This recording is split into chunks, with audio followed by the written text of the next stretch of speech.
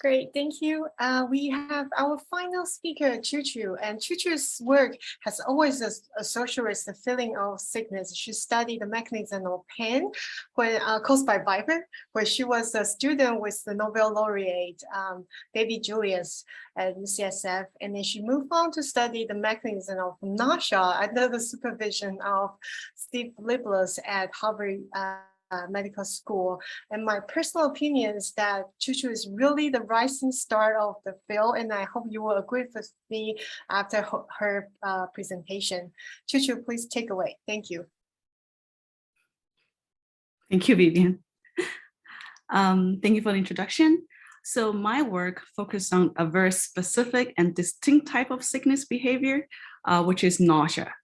And so nausea is an unpleasant sensation of visceral malaise with or without vomiting.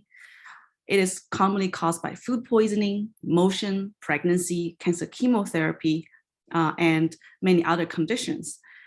At some point, everyone experiences nausea, and you know exactly how that feels.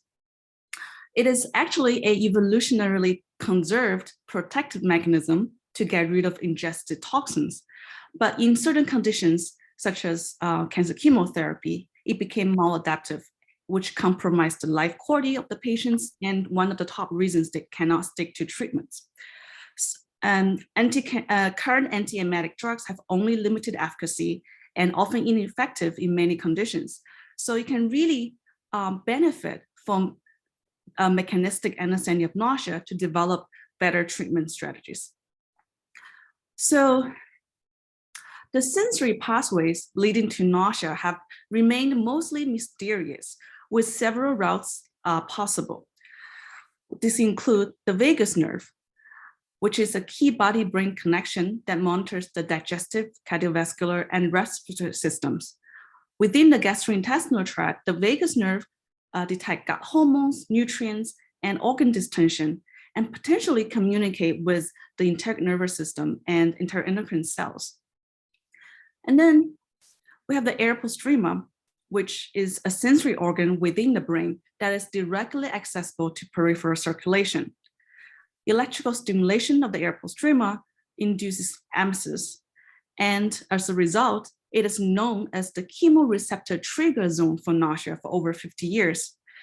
But people actually don't understand how it works. And finally, we have the vestibular system specifically for motion sickness. None of the sensory pathways for nausea are very much understood. I am most interested in the chemosensory pathway of nausea. And the least understood and the most intriguing to me is the circumventricular sensory organ of the air postrema. And that's also where I get started. So the air postrema is located at the base of the fourth ventricle, adjacent to the nucleus of solitary tract, where we've just talked about, is where all the vagal terminals are mostly reside. And it's also next to the vagomotor nuclei, which provides the majority of the parasympathetic input to the digestive tract. As many of the speakers have mentioned about circumventricular organs, the air postrema has fenestrated blood vessels, which can directly access peripheral circulation, as opposed to the continuous blood vessels, which form the blood-brain barrier for most of the brain regions. And this can be demonstrated by intraperitoneally injecting fluoro gold, which does not cross the blood-brain barrier, but it can appear in the air postrema very concentrated and specifically. The air postrema cells are rich in receptor expressions and has been reported to detect several peripheral-derived peptides. In addition to this humoral route, the air postrema also receives vagal inputs. The GFP signal here represents vagal terminals. So as you can see, this sensory organ is anatomically advantaged to detect signals in the blood as well as in the GI tract through the vagus nerve. However, many fundamental aspects of the air postrema, such as cell types, receptors, and nausea-related circuits, are still poorly understood. So for my postdoc work, I try to tackle this question: how does the air postrema contribute to nausea? And I will address this question first by understanding the cell types in the air postrema and the cell type functions. And next, I will investigate what receptors are expressed in the different cell types and how does cell signaling contribute to their function. And later, I will explore the air postrema nausea-related circuits, anatomy, and circuit modulation. So first, to investigate the cellular diversity of the air postrema, we used single-nucleus sequencing. This is in a collaboration with a grad student, Judith, in the lab. So the air postrema was directly dissected based on anatomical landmarks, and the nuclei were then purified and barcoded for reverse transcription using droplet-based sequencing platforms. So using unsupervised clustering on neurons, we identified that there are 7 neuronal clusters in the air postrema, which include 3 inhibitory types and 4 excitatory types. We immediately noticed that there are many gut hormone receptors expressed in the excitatory neurotypes, which include the amylin receptor, which is formed by COX-R and RAM3 in cluster 1, and the glucagon-like peptide 1 receptor, GLP-1R, which is expressed in 3 other excitatory types. Agonists for GLP-1R treats diabetes and is notorious for inducing nausea as a major side effect. Within the GLP-1R population, we also have a population that expresses the receptor for GDF15. GDF15 is a stress response cytokine that has gained a lot of interest because of its ability to induce weight loss. But it's debated whether the weight loss is caused by induction of nausea, with some studies showing emesis responses in vomiting species. Interestingly, GDF15 levels are increased in response to chemotherapy, bacterial and viral infection, and pregnancy, raising the possibility that GDF15 response neurons play a general alarm signal role of visceral malaise.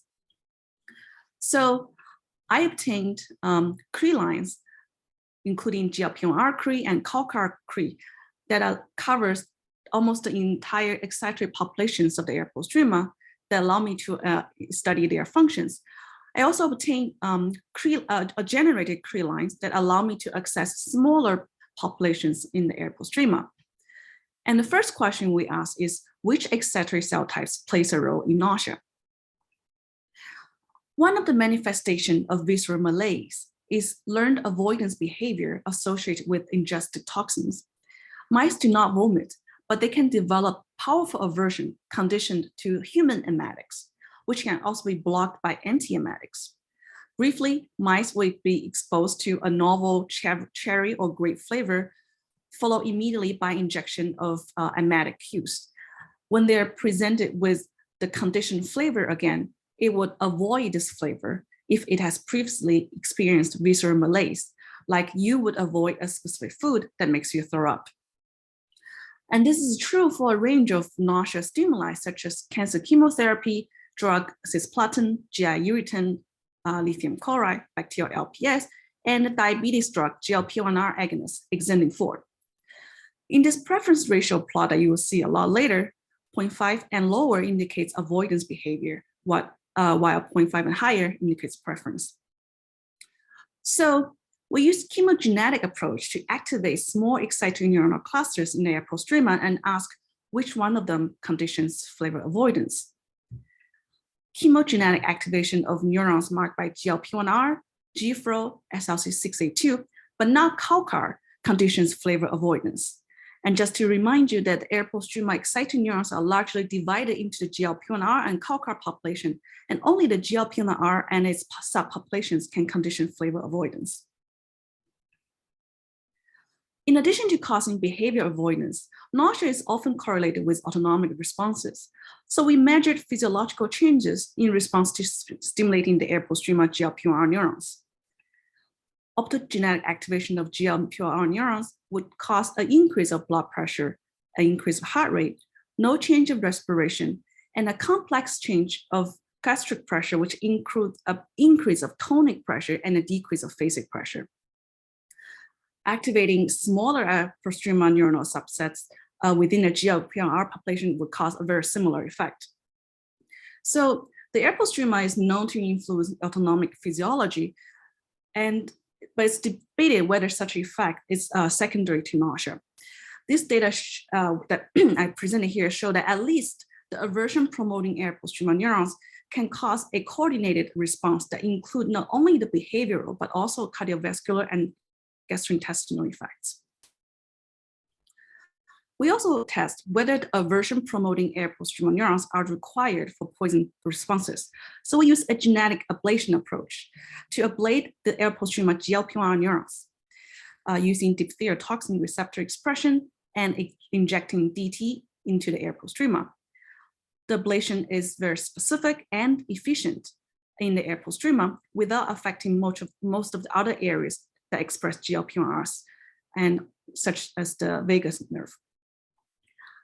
After ablating the air postrema GLP-1 neurons, mice failed to display avoidance conditioned to the diabetes drug GLP-1 agonist, the Jainu and lithium chloride, bacterial LPS, but not cisplatin. This suggests that several visceral malaise cues act through the air postrema for aversion. We also investigate whether smaller subtypes are required for some of the responses. So for example, for lithium chloride-induced aversion, we found that the GFRAL population is critical, but not SLC6A2 population. Because GFRAL is a receptor for GDF15, which is often induced during a lot of pathological conditions, we test whether this is potentially due to GDF15. And it is likely the case because in a GDF15 knockout mice also fail to condition avoidance to lithium chloride. So we have these two populations of aversion promoting air postrema neurons, and they likely engage in distinct neural pathways or distinct nausea signaling pathways under different conditions. So to briefly summarize here, we have just shown that we established a cell atlas for the air postrema and identified excitatory types that can directly induce aversion based on chemogenetic gain-of-function studies, and they're also differentially required for different toxin-induced aversion based on genetic loss-of-function studies. So next, we look into receptor expressions in these populations and how they affect nausea-related behaviors.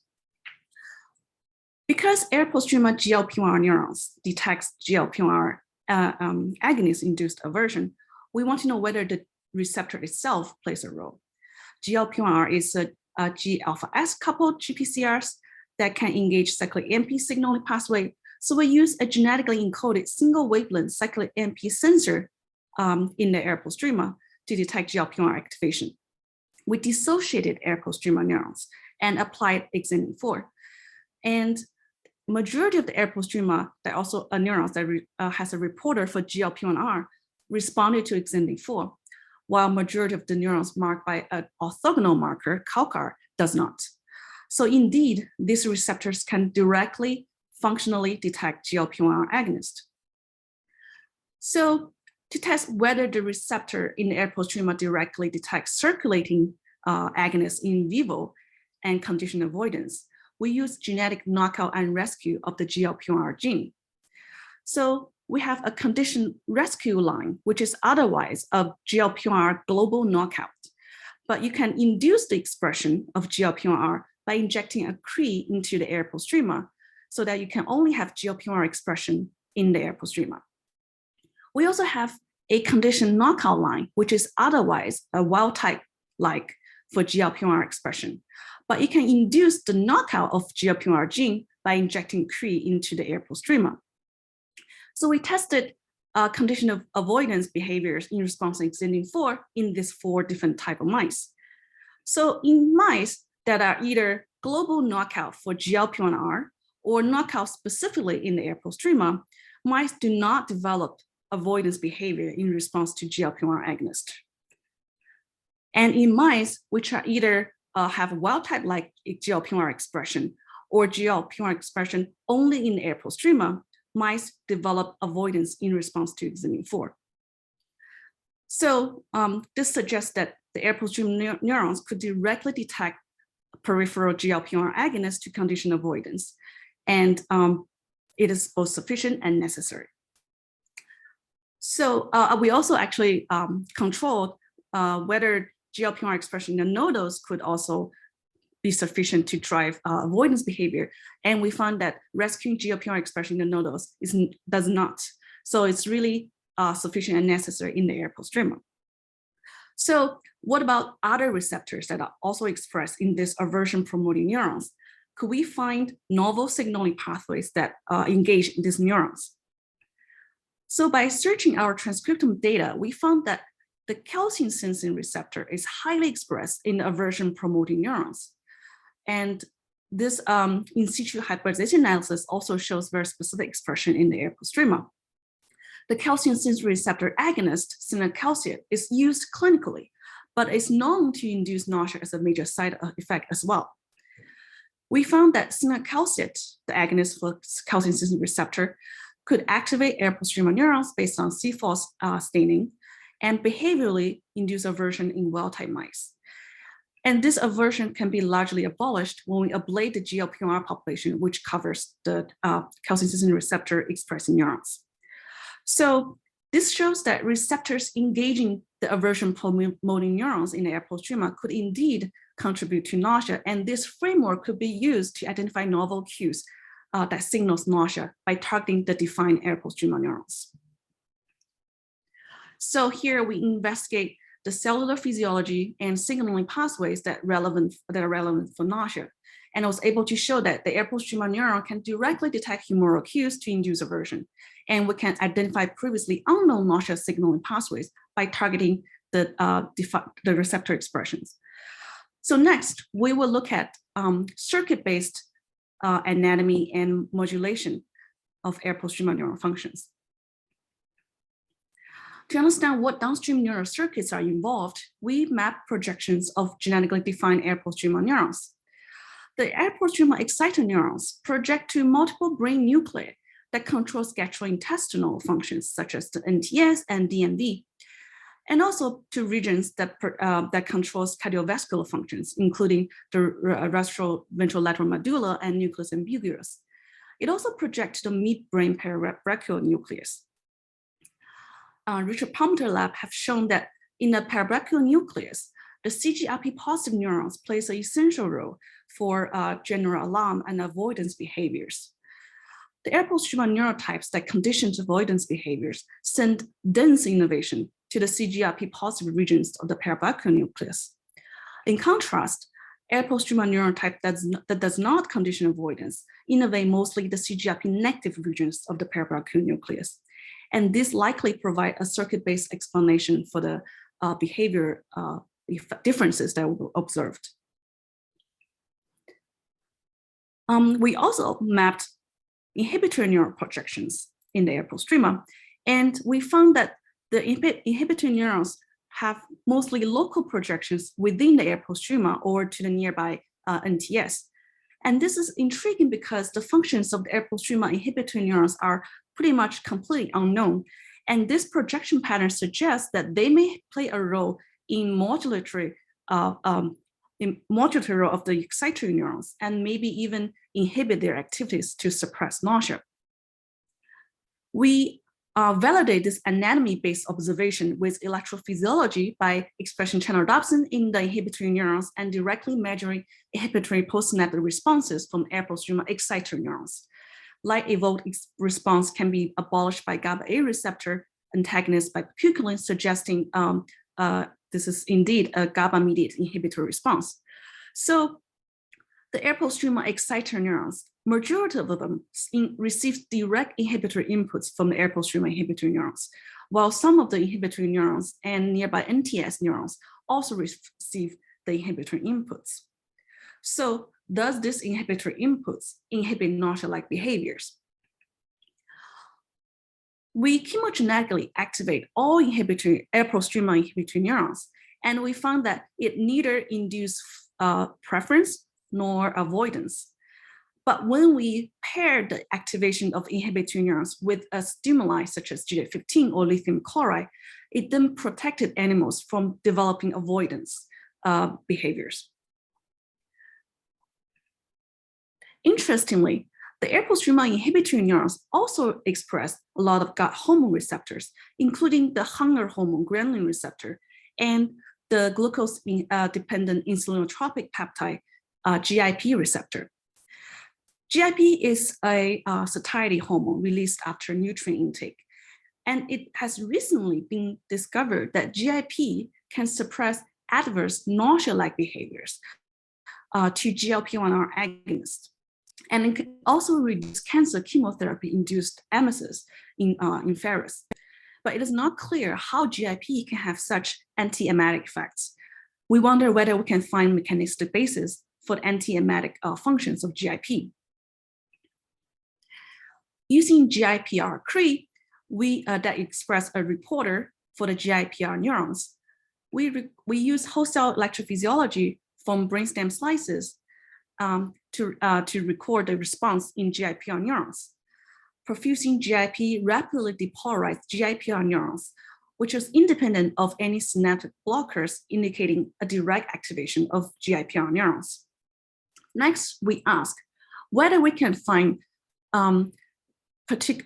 record postsynaptic responses in any particular classes of the air postrema excitatory neurons.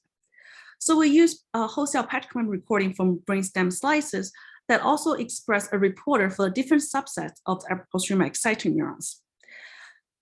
As opposed to the rapid depolarization of GIPR neurons, GIP rapidly hyperpolarizes the GFRAL neurons and GLP-1 neurons, which also include the GFRAL neurons, but not much so in the other air postrema excitatory subtypes. This hyperpolarization can be blocked by GABA A receptor bicuculin, suggesting that this hyperpolarization is by GABA A receptors. And here are some of the quantifications. So based on this experiment, we think that GIPR can directly detect GIP, which then stimulates which then inhibits the GFRAL excitatory neurons through synaptic GABA release. And we wonder whether we can observe any behavior inhibition as well. So mice will either administer either saline or GIP, followed by injection of GDF15 or lithium chloride during the conditioning day. In mice receiving saline injection, mice do have still robust avoidance behavior to GDF15 or lithium chloride. But in mice receiving a prophylactic GIP injection, it protected animals from developing avoidance behaviors. To understand where is the site of action, we used diphtheria toxin-based genetic ablation again. Ablating GIPR neurons in the air postrema is highly efficient and specific without affecting most of the other brain regions that also express GIPR. And after ablating the GIPR neurons in the air postrema, this protective effect of GIP is largely lost. And it suggests that indeed, GIP suppressed nausea-associated behaviors through the air postrema inhibitory neurons. So to summarize what I've just shown here, we identified long-range projecting excitatory inputs and locally projecting inhibitory inputs in the air postrema. And peripherally derived GIP could stimulate GIPR inhibitory neurons, which then suppressed activity of excitatory GFRAL neurons through synaptic GABA release and protect animals against GFRAL-induced aversion. As GIP and GLP-1 are both gut-derived peptides, we speculate that air postrema neurons could potentially integrate reward and punishment signals to guide future consummatory decisions based on values and toxic risks. So altogether, we have established the first cell atlas for the air postrema, and we probe nausea mechanism at a molecular and circuit level. We have uncovered the basic organization of air postrema nausea circuitry and provided a framework towards understanding, predicting, and therapeutically controlling nausea.